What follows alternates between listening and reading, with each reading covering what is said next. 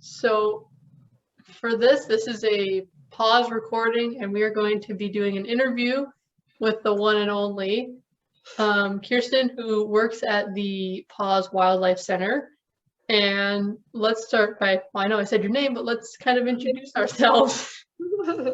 Okay, yeah, I am Kiersten, like Abby said, and I am the wildlife admission specialist at PAWS.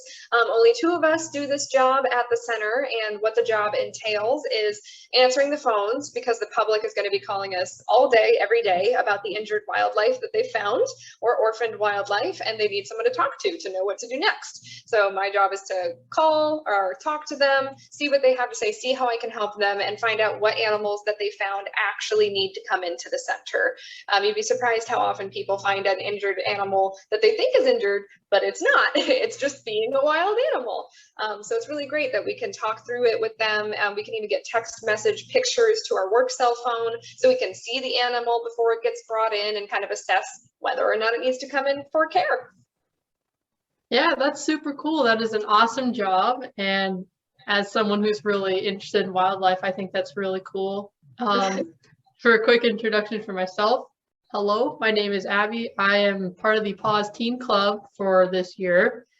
And as a service project, I have chosen to help the community gain more knowledge on our wildlife and what the Wildlife Center does.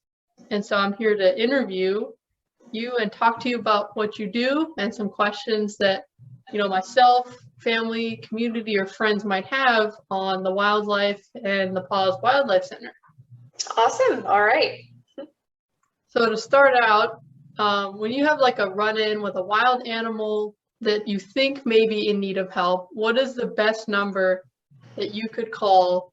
Like if you found a duck that was injured or maybe a baby bird or something, what is the best number or place that you could call to help in? So depending on where you live, if you're anywhere basically within an hour drive of Linwood, we might be your best option because our center is located in Linwood and our direct phone number is 425-412-4040. That's how you're going to get through to us, and it's actually going to put you through a phone tree that goes through all these options of press 1 if you found a baby bird, press 2 if you found an injured adult mammal, and all these things, and it'll talk you through what to do in the meantime if we don't answer and you have to leave a message. It's going to let you know how to keep it comfortable and safe until we're able to get back to you, or if you get through the phone tree, you might talk to us directly after that and we'll talk you through it. That's really cool. I actually had no idea that there was like a phone tree that you could like say, if you press 1 if you found this. That's actually really cool, and that is it's a really cool method to help people out, because I feel if you found an animal and you're like panicking, you're like, what do I do with this? And you call the number, that's a really good way to, kind of sort out your like, okay, this is a bird, now here's what I do. That's really good. That's good for the community. It's really new. We didn't used to have the phone tree. You would just call and go right in, but now we have all those options to kind of help de-escalate and get people where they need to get easier. Yeah, that's super cool. I think that's a really good method for that. And I feel like people that find an animal, like if you find a wild animal, especially if it's like a big one, a big scary, like if you find like a little cub, well, a big scary cub, like a bear or, a coyote or something like that, you'd be like, oh, should I keep a distance? Should I what should I do with it? If you find one of those animals and you feel like you're not, like if the mama bear is maybe nearby, like what's the best way to like keep yourself safe while still being able to help the animal? So it depends on what the animal is. So if it is one that could put you in danger at all by handling it, like a bear cub or a coyote cub or puppy or a bobcat kitten or a raccoon. Those are like the top ones I can think of. If there's any way that the mom is nearby or that they are still alert enough to cause harm to you, we always recommend calling us so that we can direct you either to animal control for your city or to the Department of Fish and Wildlife, especially in the case of bears. They are the only one who handle bears, and they would pick it up and bring it into us. If necessary, they can sedate the animal so that it can't hurt anybody during transport, whereas just a normal member of the public would not have the ability to do that kind of thing. So you don't want to step in and help if it might be something that you could get hurt doing. You can always call us and we'll have some advice. Yeah, that's really good advice. I feel like, if if you see an animal and you're like, your instinct is, I want to help it. I want to go pick up this little baby animal. It looks like it's in so much pain. But if you don't know if mom's next door, especially moms, are really protective of their cubs and babies, like you gotta keep your distance from those. And I think taking the safest steps is probably the best way to help it. Even if you want to rush in and help, just safety first, take care of yourself and make sure that you won't get hurt, and then find the best way to help the animal. Exactly, yeah. All right, let's see. In case of finding a baby animal that isn't going to injure you, like maybe a bird in your backyard, for example, like you found this little baby bird that maybe fell out of its nest, or it was flying and maybe hit your window or something that happened, like how can you like maybe take care of it or nurture it? Should you like warm it up in a little blanket or feed it anything? Yeah, really good questions. And this is the stuff people wonder every time they find an animal like this. To start, never feed wildlife anything. The only circumstance in which you should feed a wild animal is if you found a hummingbird, then you can offer them the nectar from your feeder or sugar water, only because they're animals that crash so quickly if they're not eating. So if you can't get them into us right away, they're going to need some calories and sugar. But every other animal is a total exception to that rule. You give them food and it can actually do more harm than good. So the best thing to do if you find an animal like a little naked baby bird or a little pink baby mammal, best thing to do is bring it inside and get it warm. So you could put it in a box with a blanket or a towel on the bottom, and beneath the blanket or towel, you could give them a sock full of dried rice that you heat up in the microwave just until it's warm to the touch, not hot. Or if you have a heating pad, you could put it on low underneath the box, or you could just make sure your house is sufficiently warm, because babies are always going to be colder than adults. So yeah, get it inside, get it warmed up, and then call us immediately, because every animal is going to have a different situation in order to get it back with the parents. The goal is always going to be to get mom or dad to come back. And for certain mammals, it's different. For certain birds, it's different. But we always have advice on how to reunite them with the parents as long as they're not injured. Yeah, I think that's really good advice, because I would think like, you know, if I had a little baby bird, I'd want to like feed it something, or if I found a little animal, I'd be like, oh, here, have some of this. But, you know, people food and animals don't always work together very well. You may think, you know, oh, well, I'll just feed it some, like, I'll give it some, like, human, like, not human, but like, you know, some cow milk that we got from the grocery store, or some little food. But, you know, more often than not, that's not going to help them very much. And, you know, reaching out to PAWS, like, hey, I found this little bird, what should I do? And then following those steps is really helpful. Yeah, you never want to give them milk from the grocery store or anything like that, because that's never something they would find in the wild or that the parents could give them. So. Yeah, I'm trying to look at some questions here. Let's see. So this is a kind of big topic here. So if I have like a furry friend inside, I have a cat who's indoor, outdoor, and we have a coyote problem in our neighborhood. So for my neighborhood is a fine example. We have coyotes. We've had one in our backyard. We were at school and we had one on our track and field outside. We've had them in forests like right next to us. And for our little friends inside, we have like cats or little dogs or like rabbits. How can you keep those the safest from these like huge predators that are pretty much in your backyard? Yeah, so with overpopulation and over-urbanization happening nowadays, animals like coyotes are becoming just as common in urban settings as raccoons and opossums. So people are seeing them more and more, like you said, in your own backyard or on your track and field at school and all these places where maybe 5 years ago even you weren't seeing them. But now there's less and less forests, so that means more and more coyotes living in these tiny green spaces that we have. So the best way to cohabitate with them, because we don't really have a choice anymore, and neither do they. Nobody's thrilled about the idea, but we have to share the spaces that we have left. When it comes to cats, PAWS's viewpoint is that all cats should be 100% indoors all the time. Indoor, outdoor is never something that we recommend. Not only is it bad and higher risk for your cat because of the obvious things, you know, being hit by vehicles or being predated on by a coyote, they're also susceptible to outdoor diseases that they just can't get while inside. And also from the Wildlife Center standpoint, cats are actually the #1 predator of all bird species. So domestic cats are just such agile hunters that that's just kind of what they do out there all day, is catch the baby mammals and the baby and adult birds. So best way to keep your cat safe is keep it inside. As far as little dogs or bunnies go, I know some people have like bunny hutches outside. There are lots of ways on the Department of Fish and Wildlife's website to how to coyote proof your bunny hutch. So we definitely want to look into that. And then for little dogs, if you know you have a coyote in the area, just make sure that you don't let them be kind of free rein in your backyard, because at any moment, you know, a coyote could swoop in. So keep them leashed when they're in your yard. If they're big enough that they wouldn't be in competition or worried about being eaten by a coyote, then they can have a little bit more leeway there. But if you know you're living in kind of coyote territory, just keep a really close eye on your pets whenever they're outside. Yeah, and for cats especially, would you recommend like we're going to build a catio for a cat, and you know, our previous cat was indoor outdoor, and unfortunately we had a coyote problem, but for this next cat that we have, we're hoping to build a catio that's kind of like an attachment on our window that will allow it to kind of sit and enjoy being outside, but it's still fenced in and caged and super safe. Yeah, we absolutely advocate for those. We actually have a catio built on the property just so people can see what they look like, because some people have never heard that word before. And then they see it and they're like, oh my God, that's so cool. That's exactly what I want for my cat. So 100% a catio is the safest way to let your cat still enjoy the outside.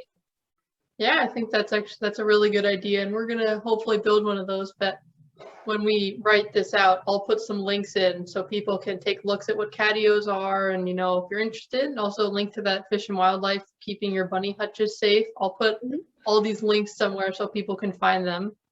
Awesome. And I think that, you know, with this population, we also have a lot of raccoons, and you know, most raccoons they won't attack your pets. Well, I can't say that because I've never seen a raccoon attack a pet of mine, but you know, if a raccoon is in your backyard and they're like getting in your trash, or if they're like, you know, trying to eat your food, like what's the best way to kind of raccoon proof or prevent raccoons from being a problem for you?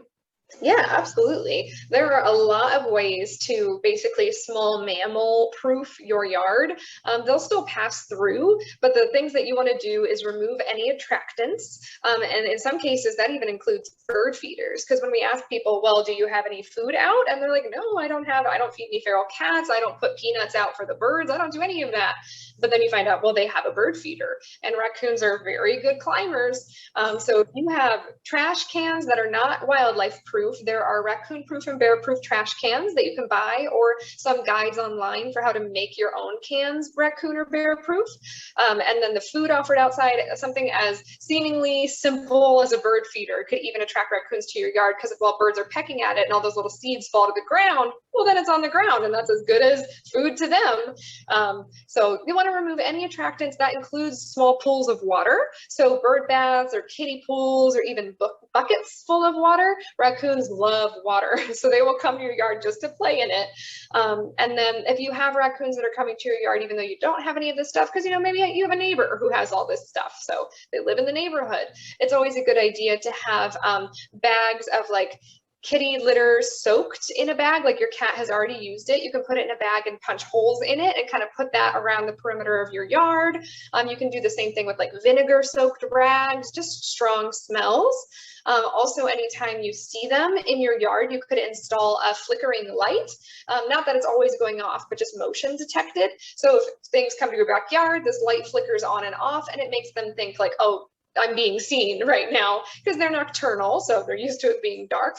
And then if you see them during the day, this one's going to seem kind of silly, but it really helps. If you get a large metal tin full of like those coffee grounds, and you just get rid of the coffee grounds, fill the tin about a quarter of the way up with small rocks or coins, tape the lid on, and then anytime you see the raccoon in your yard, you can just shake it really hard, and that loud noise is like the worst thing on earth to them. They do not like it, and it doesn't hurt them, you know, it's not cruel, but it's just something to show them like, I'm not friendly, you don't want to be here.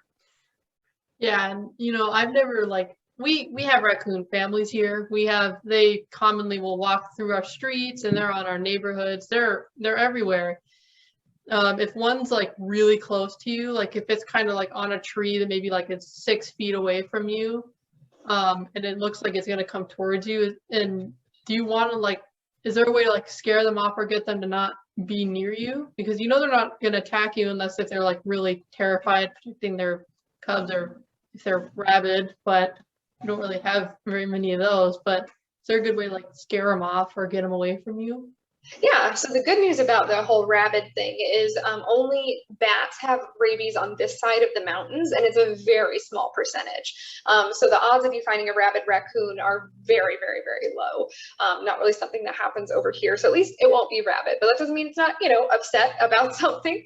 So yeah, if it's that close to you, if it's a young little guy, curiosity is very natural in young animals. But if it's an adult, anything like cat size or bigger, then it's best to just slowly walk away. You don't need to run or anything. It's not going to run at you. But if you have a pet with you, like a cat or a dog on a leash, you want to try to pick them up, reel in the leash. You might be a huge dog, but if it's a small dog, reel them in and pick them up. If it's a big dog, then just simply turn it around and walk away. And if you're near your home, go into your home. If you're outside, then just walk down the sidewalk. But if you're faced with that, all of a sudden you turn the corner and there's a raccoon, you both startle each other. You can totally clap, you can scream, you can stomp, just anything to make yourself scary to them, and then they should just run back up the tree. Yeah, that's really helpful. That is good to know, because with this growing amount of raccoons, like that's really useful for me as well, because I see them like, they're in our yard and it's like, come on, go away, and you're like pushing your hands. They're like, what are you trying to do there? So, make some noise and try and get them to go away. But with bigger animals, like if we have a coyote in our backyard, like what's the best way to get like big animals to, I mean, you can't really scare them off because they're scary to us. Like if I saw a bear in my backyard, I'd be freaking out. But just backing away slowly from those is good. But if you want them to like get out of your yard, is there a good way to do that? Yeah, so you don't want to ever like go out into your yard. If you see a bear, coyote, or bobcat, 9 times out of 10, they are just going to pass through and move on their way. Bears aren't just going to live in your backyard. The bobcats absolutely are not going to live in your backyard. But coyotes could be living in like a green belt behind your yard, or maybe having pups in a den somewhere nearby. So if you ever see them, don't go outside and do the raccoon method. You don't want to make noise. You don't want to come at them or anything like that. The best way to deter larger mammals is similar to the beginning of deterring raccoons. Remove any attractants, any food or water. Also, if you have like a dog bed in your yard, I've actually gotten calls from people before saying at night, the coyotes sleep in my dog bed. They love having that out there. So, remove anything like that, like pet toys, pet things, or food or water of any kind. And then almost all the time, they're just going to pass through your yard naturally and leave. They really have no reason to stay. Most of the time, it's just a place for them to walk through. But if you have a lot of coyotes in your neighborhood, a really good thing to get is called the coyote roller. It's what it sounds like. If you have a fence that is at least 6 feet tall or higher, coyotes can jump that high, but that's about the extent of their jump. So at the top of the fence, if you install these things called coyote rollers, it's basically like a giant rolling pin at the top of your fence. And the coyote jumps and then it hits the roller and it just rolls and sends them back the way they came, because they use their feet to jump up over your fence. So then they hit the roller and they can't get over. Yeah, that's actually that seems like a good way to get them to go off. And if you have like a huge yard, do they come? Are those like really small things you can put on your fence, or are they like really long things you can put over your entire like fence? You could put them over your entire fence. There's a website, like the Coyote Roller website, where you could buy them, but there's such a simple mechanism that if you have acres of fencing, you can just make them yourself. It's just like a metal bar with a big plastic tube that spins. So you could definitely get crafty doing that yourself at home. Yeah, that's a good idea. And along with coyotes and neighborhood animals, we have a lot of feral cats. Does PAWS, is it PAWS itself or the Wildlife Center that would deal with like a feral cat coming in? So the domestic animal shelter would deal with any dogs or cats. I'm not sure what their policy is on feral cats or what counties they take them from, but the Wildlife Center only ever deals with wild animals, never feral cats or loose domestic bunnies or parakeets that people found outside. That is never going to be the Wildlife Hospital. Okay, yeah, that's good to know. So if someone like finds a feral cat and and it's hurt, call the domestic one, because PAWS Wildlife will not they won't take in like the feral cat, and that makes sense because the feral cats that we have a ton of feral cats in our neighborhood. Our neighbor tries to do like the spay neuter, release, get them back in the wild, but we constantly will have new litters of kittens, and when they're running around, they're usually really scared of people, so there's not like a problem for us where we have to like scare them off or they're mean to us. But it's good to know that PAWS Wildlife is not the center. It's they're cats, so they're domestic. Yeah, just because something was born outside doesn't make it a wild animal. Even if that entire litter of kittens has never been indoors in their entire life, they're still domestic. Yeah, feral cats they're sometimes, if you like handle them, or if you find an injured one, do you take like the same steps, like keep it warm, don't feed it, and kind of just, take care of it until you can get it somewhere? Yeah, that's what I would recommend. You can always call the wildlife center about that kind of thing, and we'll just transfer you over to the domestic shelter because they're the professionals. I definitely don't want to speak on their behalf. But if you go to the PAWS website, there's a number directly for the domestic animal shelter too, and they can give you all the advice on what to do with a feral kitten. I don't know if they'd recommend you care for it or just keep it warm until you can bring it to them. Okay, yeah, so feral cats and animals that are not considered wild, which is the ones that are actually like bobcats, coyotes, those little birds like chickadees, or those things you'll find in your yard. And on the topic of wild animals, so how can I like best prevent any injuries or deaths of wild animals in my neighborhood? Yeah, so believe it or not, a lot of people have bird feeders, a lot of people have hummingbird feeders, and they think, they're harmless and they're really helping the birds. But a big thing you can do to prevent the spread of disease among wild populations is to not feed wildlife at all. And people here don't feed wildlife and they think, well, yeah, I'm not going to feed a raccoon food out of my hand. Sure, don't do that either. But what we're talking about too is also bird feeders and the hummingbird feeders. People think that birds rely on these sources of food to survive, and that's just not the case. It's really just something that people do because they enjoy watching the birds. And it does seem relatively harmless, but you may have heard of just last year the huge salmonella outbreak in pine siskins. It's something that happens every year, but it was an unprecedented number of birds just this last year. And a big part of that had to do with the amount of people staying home and putting out bird feeders and taking up birding as a hobby because of the pandemic.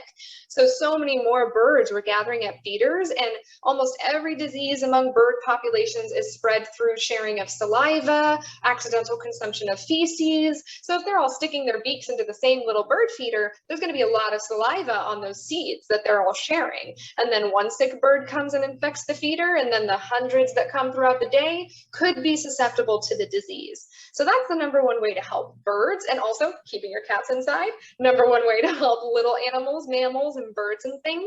But yeah, not feeding them, just letting nature be wild nature is the best way to help the wildlife. And of course, be careful when you're driving in the busy summer season, because there might be a lot of babies that are crossing the roads, ducklings, geese, little squirrels following their mom, raccoons following their mom.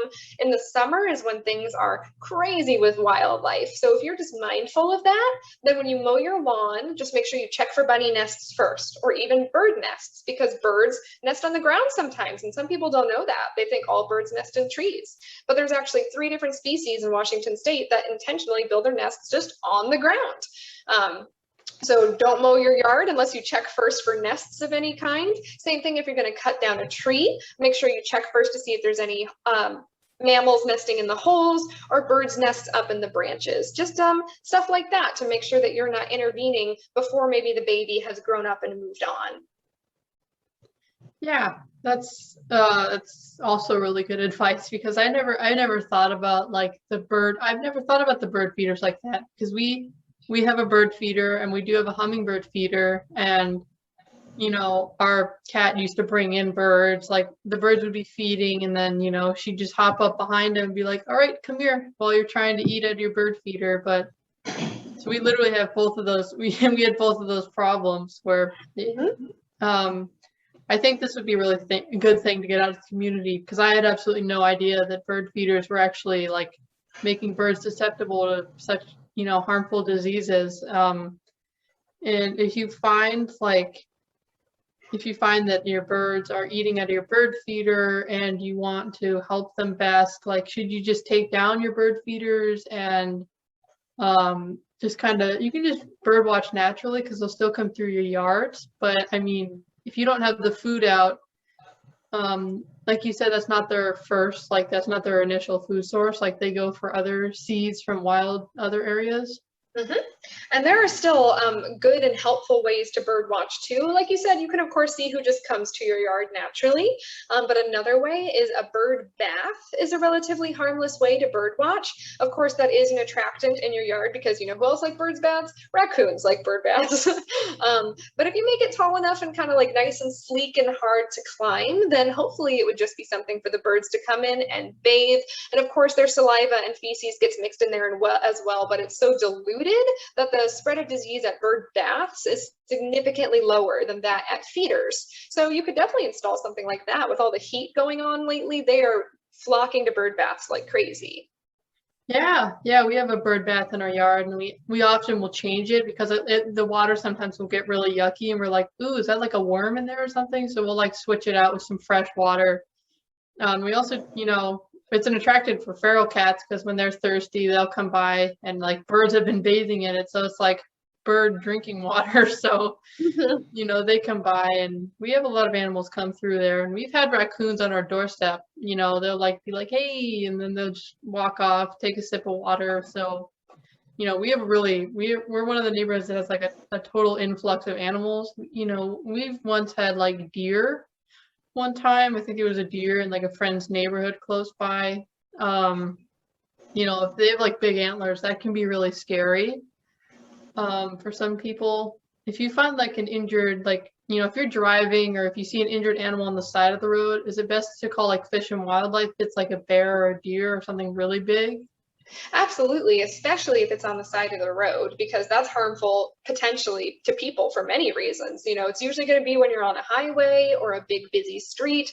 The last thing you want to do is pull over on the side of the road in heavy traffic to potentially pick up a large wild animal. We actually have a very funny story to us here of a man who found an unconscious adult bobcat on the side of the highway one night. It was late at night, so there were no other cars. So he's like, I can pull over and put this bobcat in my car and I'll just bring it to PAWS tomorrow. So he does that. And then he wakes up the next morning and goes out to his car, and the bobcat is not unconscious anymore. It is fully awake and staring at him through the window, and it is angry that it is locked in a car. So he had to call us, and we actually were able to have one of our vets leave for a moment to go sedate the animal. And a Department of Fish and Wildlife officer went out with her too, just as having more than one person there. And once it was fully sedated, they were able to bring it into the center. But that was a very special situation. We can never usually send people out for wildlife calls. So yeah, if you find something like a bobcat, coyote, or bear laying on the side of the road, you definitely want to call the Department of Fish and Wildlife. Yeah, and we always see those really unfortunate stories of animals getting hit, especially in parks. Like if you're in a national park and you're speeding around a road at like 60 miles an hour in like a 30 zone or 40 zone, and there's a mama bear trying to cross the street with her cubs, it's like, I mean, there's not really a great way to help to like stop that completely, but just trying to get people to like, slow down. Like there's a mama bear, and if you hit her, her cubs are going to be orphaned by themselves. And, and some people just hit and run. They'll just keep driving. Like they'll just pass it by. And I don't know if there's a great way to prevent that besides like, being mindful and not speeding.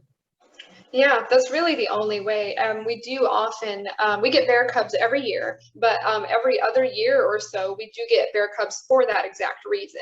People have hit mom. Nice enough, though, most people do call the Department of Fish and Wildlife and say, I've hit a bear, there are cubs, I don't know what to do. And they'll wait there, and the Department of Fish and Wildlife will go out and collect the cubs. So the best thing you can do, because sometimes, you're totally abiding by the speed limit laws and it still happens because they can be so windy. And if that does happen, the best thing you can do is stay there, call the Department of Fish and Wildlife, and wait until they show up to collect the cubs, and then they'll bring them here. Yeah, those stories are really difficult, and I feel like especially in parks, like national parks, like Glacier, for example, and those parks that have heavy populations of bears and moose and deer. and all those big animals, you know, being careful is especially important, but also some of those animals like bison, for example, you got to be really careful with those because those can like, if you hit it wrong and it hits your windshield, that would be really bad, especially for the person. I mean, yes, the person is at risk for getting injured, but also you just like hit like 1,000-pound animal that's coming flying towards your car. I mean, that's scary. Oh yeah, for sure. And if it's like a big animal like that, you definitely, I don't think PAWS would handle, like, we don't really have bison like in our area, like Seattle area, we don't really have those, but you know, way on Eastern Washington maybe. But you know, there's always Fish and Wildlife for that, or the park. Does National Park Service work with that, or is it usually the Fish and Wildlife? The National Park Service will work in tandem with Fish and Wildlife to handle anything like that. Yeah, and then like park rangers, you know, telling a park ranger like, hey, there's like a bear near our campsite, you know, that's a good thing for, that's a good little tangent, is in camping when you have wildlife, like what's the best ways you can keep wildlife out of your campsite? Yeah, so national parks and state parks always have rules that you can abide by to keep wildlife from coming and like ransacking your things. So I've been camping a few times myself, and I've never had a run-in with raccoons or bears or anything like that, because we always make sure that all of our food is packaged away. If it's car camping, we make sure the food is packaged away in a cooler, in the car, or in the big bear cages that they have offered at campsites. Or when you go backpacking and you bring everything with you in a pack, you can buy a bear can, and it's about this big, and it's just a big plastic spin top can, and you put anything that's scented in there. So that's your food, that's your deodorant, that's your toothpaste, anything that emits a smell, because bears have impeccable senses of smell. And all my years going backpacking and camping and hiking, I have never had an accidental run-in with wildlife. And I know some people are doing all the right things and they'll still run into an animal, but as long as you follow the rules that that park has put in place before you go out, you shouldn't have any complications. Yeah, I've been camping and we've had like raccoons and they've come in our site, but they've never got at the food. And I remember recently we were just out camping and my friend and I had just come back from a bathroom visit, and in our tree were 3 baby raccoons just sitting there watching us, watching the campsite, looking for any food. And it was like, there's nothing here for you. And so we just, you know, we heard them run past. And actually, fun fact, we had a zipper cooler, you know how they like zip on the outside, and we had an open bag of chips in there that was outside, and the raccoons unzipped the cooler. So they can unzip stuff. They have little thumbs and so they can grab stuff. They unzipped it and they picked up the bag and just ran off. But somebody was able to get up and stop them from taking the whole bag, but they would get chips, and it's like, so they can unzip stuff. That's good to know for next time. They can unzip things, they can unlatch things, they can open closed packages. Just most recently when we went camping, our neighbors left all their closed food out, and they went swimming for the day, and they came back and it was just everywhere, and it was raccoons. They have perfect little hands. They can get into anything. Yeah, that's a good thing to keep in mind, is raccoons are very crafty. They're very intelligent when it comes to opening things, and they're little scavengers. They can get at stuff really well. They know where to go and find the good stuff, and that's yeah, they can smell it too. They're like, ooh, that smells like food. And you know, another tip is if you're like sitting at your camp table, like playing card games, and you have the back of your car open and you have like food bags up there, you gotta shut it. I was like, you know, maybe we should shut that. Lo and behold, a couple minutes later, something was trying to grab stuff from the back of our trunk. It was like, we should have shut that. Mm-hmm. So it's good to keep in mind that wild animals will be wild, and you know, people food, like just try and do your best to keep it away from them. Yes. Let's see if I can find any more good questions here. There's a lot on raccoons and ways to stay safe. I think I have another document here. Something for the community to know is like, what is one of the most difficult parts of your job that you have? Like if you're, and I know that you answer like the phone call and you're at the admissions desk, you like help people out with that. What is like the most difficult part of that? Yeah, the most difficult part for me for sure, and something that a lot of people don't actually know about wildlife rehabilitation, is the concept of euthanasia, meaning when an animal is too injured to make it in the wild ever again, you know, maybe they would have to lose a limb or something like that. We never want to put a wild animal back out into the wild at a disadvantage. So you know, if they're born with 2 wings, 2 legs, and we'd have to amputate one for them to be able to survive, we don't want to put them back out in the wild because they're not going to know how to live with 2 wings and 1 leg. So humane euthanasia, meaning putting an animal to sleep for the sake of taking away their suffering and not putting them out there to suffer further, is a very important and vital part of the work that we do at PAWS, ensuring that we're not putting out an animal to have further suffering. But that is something that almost everybody that I talk to has a very hard time understanding. Nobody wants to be told, I'm sorry, but the animal that you brought in does have to be provided with humane euthanasia. And it's a conversation I have to have, you know, a dozen times a day, if not more, in the busy season. And it's always very difficult to have to tell people that, but it's really good to have the opportunity to explain to them why it's important, why it's necessary, why we do the work that we do. And our whole goal is to omit animal suffering. We're not doing it for fun. We do not enjoy having to put an animal down. It's always a huge emotional toll on us as well, but we know that that's what's best for the animal. And if you hadn't found it and brought it in, its fate would have been so much worse. So it's very nice to have a nice peaceful way to pass on, as opposed to, you know, maybe getting eaten by something because they couldn't walk or fly anymore. So just explaining that's really difficult for some people. Yeah, I completely understand that. And, you know, having to try and have that conversation with some like family that brought in a bird, like, hey, we found this baby bird. And it's like, you know, unfortunately this bird, and you can't go back out in the wild, and we just got to do what's best for it. And, you know, it's good to have them understand that, but sometimes like they'll be, you know, you'll have that confusion, and it's good to get this out to the community as well, that they don't just like say, we're just gonna euthanize it and then just move on to the next one. Like it's a living animal. You know, people really care about it, and the community's got to understand we're not just like, you know, move on to the next one. It's just an animal. You know, it's an animal that was suffering, and they're doing what's best for it, and that's what's really important to keep in mind. And yeah, for the community, like, you know, PAWS really does care about animals a lot, and especially for wildlife. When it's brought in, like if it's a little baby bird and you really want to take good care of it, you know, do everything you can. If you have to amputate a limb, or if you have to do something to take care of it, you know, it takes a lot too, especially nurturing babies that might be like super freezing or super small. And I think that the work that PAWS does, especially for wildlife, is really amazing. And the way that you can, you know, those videos of you guys like releasing eagles or the little animals going back to their parents, it's like, it's so beautiful to see what you know, with someone doing the proper thing to take it back and getting it care and seeing them go back to their families. It's really heartwarming to see that, you know, that can happen. And luckily we have these resources with good phone numbers, which will be available to the community always. And, you know, just one phone call, you can save an animal's life and, you know, reunite it with family or take care of it. And that's really amazing. Yeah, as you probably guessed, that's the best part of the job, obviously.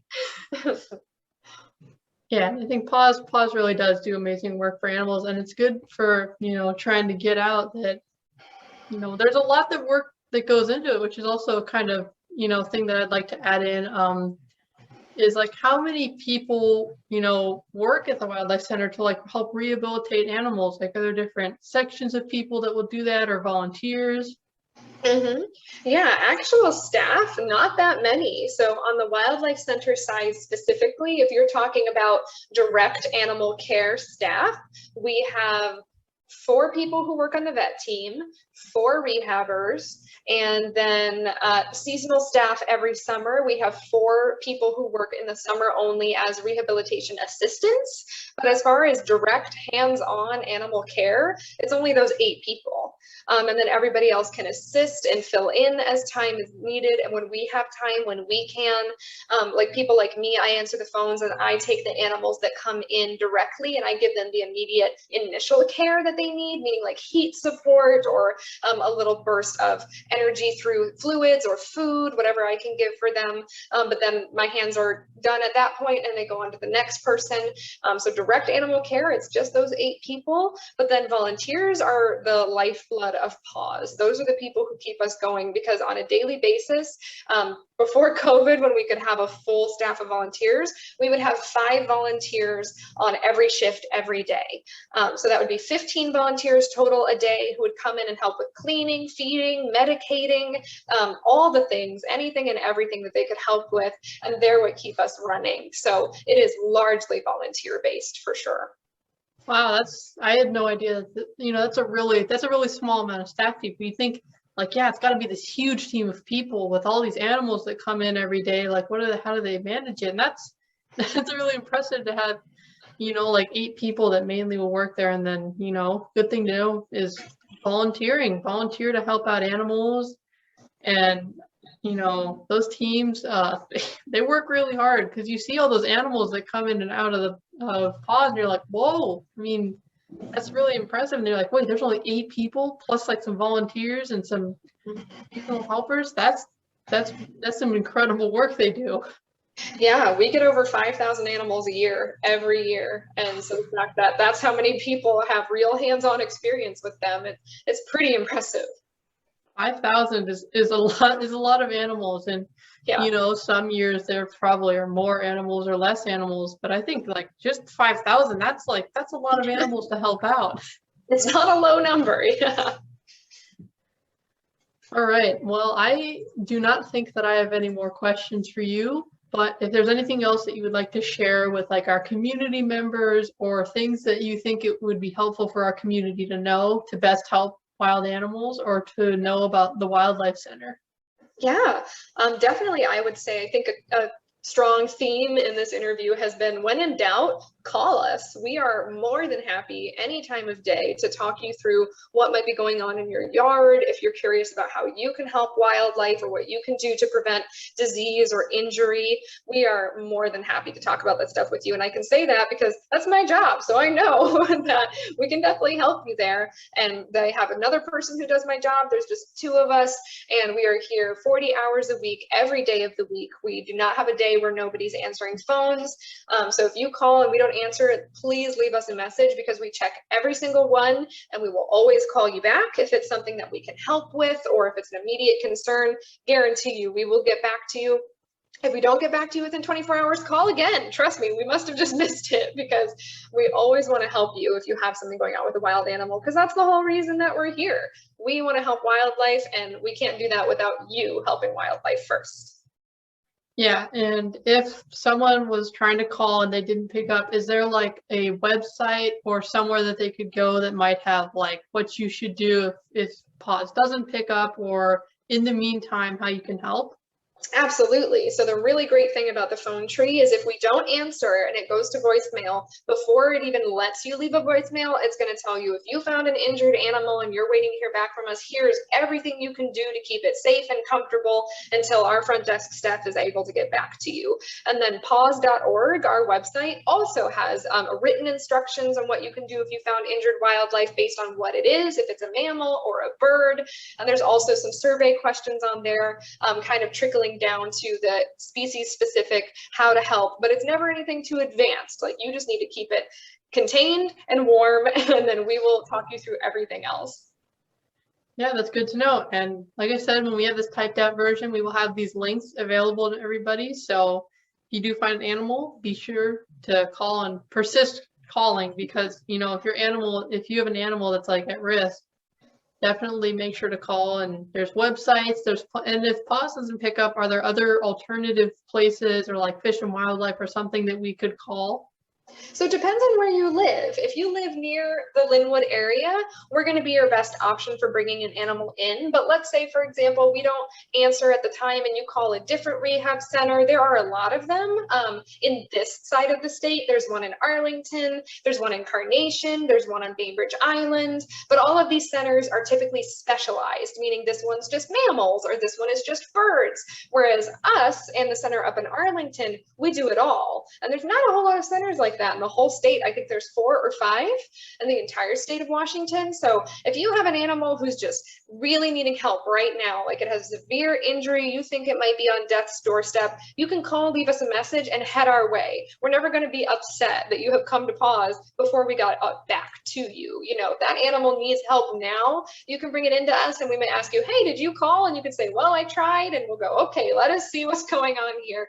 Because sometimes it's so busy with people coming in that we're not able to answer the phones as quickly as we'd like. So you can come in too. You know, you have an animal who needs help, we want to help. That's good too. Yeah, if you can bring in an animal to the wildlife rehab center, and someone will help you out if you like bring it in. They're like, oh yeah, this is, and we can take that back and take care of it. Yeah, and sometimes people will bring us an animal like a baby bird who doesn't have any injuries, just fell out of the nest. We can do a health check and say, awesome, he looks great, take him back, put him back in the nest. We're happy to do that too. The animal doesn't have to be dying for us to check up on it. But that's why we like the phone calls, because we can even do all of that over the phone and say, send us a picture. We can see what it looks like. We can see if it looks healthy. But we understand that sometimes somebody's driving to work and they're like, I'll just make a pit stop. I found an injured animal. I'll go to PAWS and then I'll go to work, you know. People find animals in so many different places. Yeah, so PAWS is a very, very good outlet to get animals, birds, and, you know, mammals and all those things. Those are where you can take those. And then, you know, keep in mind feral cats, since we have a lot of those, and especially in our area, you know, that PAWS wildlife is for wildlife. So that's something that's good to keep in mind, is that, you know, if it's wild, take it in. If it's like your cat got hit by something or like almost got chomped by a predator, then you should probably take that into a vet. Yes. But so yeah, I think that is what I had prepared. If there's anything else, we can discuss that. And then otherwise, I think we are good to go. Okay, yeah, I've got nothing else. I think I've talked enough. Well, thank you very much for making time today to come talk to me and do this little interview. I think our community is greatly going to benefit from this. And I think just by doing this interview, I have learned a lot. And I think that a lot of people will be really surprised by the things that, you know, that not only I've learned, but you've shared with me. And I think that this will be a really good outlet for people, and it'll be a constant resource.